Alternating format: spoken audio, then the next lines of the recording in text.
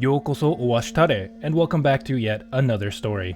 And you know, perhaps there are few more interesting stories than when somebody takes a universally recognized taboo and breaks it. But not only breaks it, but through breaking it also ends up populating an entire island and becoming an entire own separate people with its own culture and unique traits. With that in mind, boy, do I have a story for you. And if you like storytelling, classical Japanese literature, Japanese history, culture, all that good stuff, please don't forget to like the video, subscribe to the channel, because there are plenty more stories where that one came from. But without further ado, let's get into the actual story.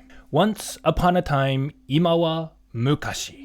In the province of Tosa, in the district of Hata, there was a family of peasants. Now these peasants, like most peasants, made their living by growing crops. But one thing you do have to know about growing rice is it happens in two stages. First, you sow the seeds, usually in fields that are submerged in some shallow water, and then after the seeds have sprouted and grown a little bit, you then uproot them and transplant them into a different soil to get a better result. Because I believe rice is originally from India, where it's evolved to grow with the rainy seasons there, so it sprouts in the rainy season when there's lots of water on the ground, so that's why you need to have it slightly submerged. And then after it grows up, the rainy season dissipates, the water dissipates and goes away, and then it just continues growing like a normal plant. But I believe the transplanting procedure, I don't know why exactly it works, but when you take it out of where it initially sprouted and put it into new soil, it grows more and it gives you a better crop yield. And so that's what the people of ancient Japan did, is they would grow the rice a little bit and then they would transplant it and put it in different soil. But back to the peasant family. The way they grew their rice was a little bit unique, because not only would they plant it into the soil like usual and then transplant it, but after the rice had grown a little bit, and when it came times for transplanting, they would actually load the sprouts up into a boat and then sail off over the ocean to another landmass that was perfect for growing rice all the way to fruition. Now, these peasants were not nobility by any means, but they did well enough for themselves that they were able to hire some help with this process. And one day, the mother and father of this family were doing just that. More specifically, they were in the process of transplanting the rice plants by boat, and they had loaded the boat not only with rice plants but with all sorts of tools and items necessary to farm. But they had also brought along with them their two children, a son about 14 or 15 and a daughter about 12 or 13. And then, having readied everything, the parents then told their kids to stay and watch the boat while they went into town real quick to hire some help. And thus, charging the kids, the parents promptly left to do just that. Now, the parents assumed they would only be gone for a short spell and hadn't taken the time to drag the boat very far on shore. I mean, doing so while it's laden with rice plants and tools would have been a massive pain, and they've got kids there to watch the whole thing, so they felt confident that nothing was going to happen. But regardless of what the parents thought, they were gone long enough that the two kids grew drowsy, and both of them unintentionally fell asleep in the bottom of the boat. And it wasn't a light sleep either. It was deep. Deep enough that when the tide came and slowly began pulling the boat with the kids in it out to sea, and a breeze whipped up, that they remained completely out of it, completely unconscious to what was going on around them. And so by and by, the wind and the waves carried the boat with all the rice plants, the farming tools, and the two children far out to sea. Of course, eventually, the kids finally wake up. And then standing up in the boat, they looked around and were completely shocked to see nothing but blue water stretching out in all directions as far as they could see. And being the young kids that they were, not knowing what to do and not having their parents with them, they simply sat there in the boat and cried, while the waves and the wind continued to carry them to heaven only knows where. Now back at the shore, the parents finally came back with the hired help. And when they got to where the boat was supposed to be, it was gone. Now, they did their best not to panic, telling themselves that maybe the kids just moved it somewhere where the wind wouldn't blow any of the plants away, right? That's gotta be it. And so they nervously began pacing around the beach, calling out the name of their kids. Where are you? Where are you?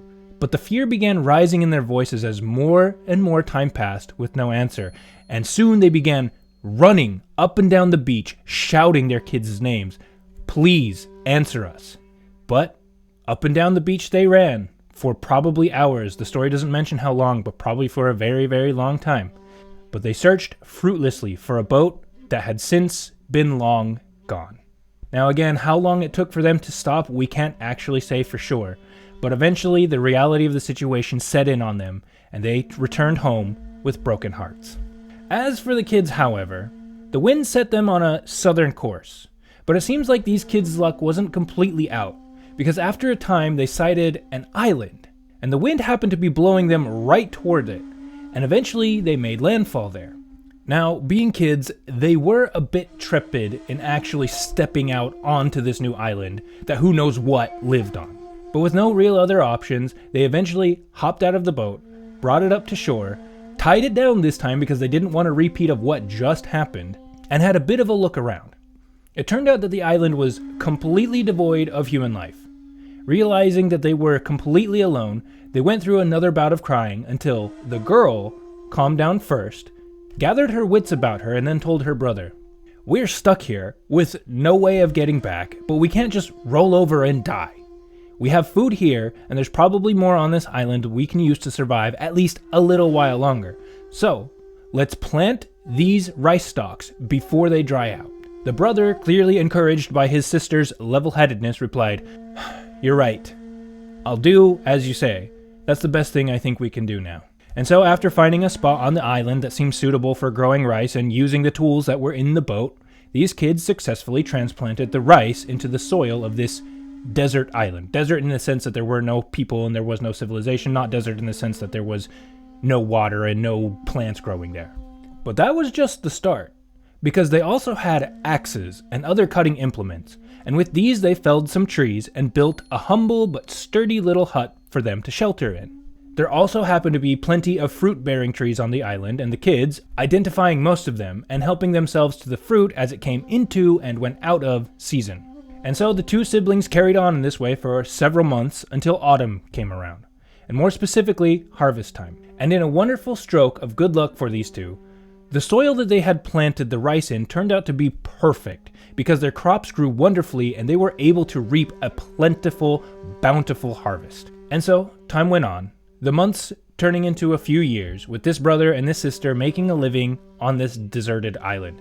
But, and this is where the taboo comes into play, with no other options around for these two, they did, and I quote from the actual text here, this is my translation, "that which should not be done between brother and sister." And they became a couple. Yeah, they went full Lannister. But what I find most interesting is that in this story, it goes out of its way to state that this is not a good thing, and that this is not a license for people to engage in these sorts of taboo-breaking shenanigans, okay? Because as you will see, things actually end up turning out fairly well for them. Because after a few more years of this, these two children produced many, many children, who in turn became couples, and had even more children. And because it was a rather large island with plenty of good places to plant crops, their population grew and grew and grew until eventually they filled the whole island with people, which supposedly is the state that it was in when this story was first written down. And the story then mentions that this island is south of Tosa province, and the people call it Imose no Shima, which means brother-sister island or sibling island for obvious reasons. And thus is it said that all of this stuff that happened, these two kids getting lost at sea and populating a desert island with their children, was the result of some extremely unusual karmic doings. So that is actually the story, and one thing that I want to point out, I did point it out briefly, but I do want to point out again, to the ancient Japanese, one of the best things that you could do, one of the most successful things, success in their eyes, was not only doing well for yourself, being able to eat and having a place to live, but having lots and lots of children and having a whole clan of people about you who called you the patriarch and the matriarch of their family, I guess you could say. And so in a sense, these two siblings did extremely well for themselves. They were kind of the rulers of their own little country, you could think of. And so I find it very interesting that this story goes out of its way to say, hey, do you see this thing that these kids did? Don't do it. I mean, I don't know why that has to be said, but, you know, apparently some people have to be told this. Don't do that. Don't go full Lannister, okay? Even if there's the possibility that you will usher in an entire dynasty, that you will be able to rule your own country by doing so. Don't do that.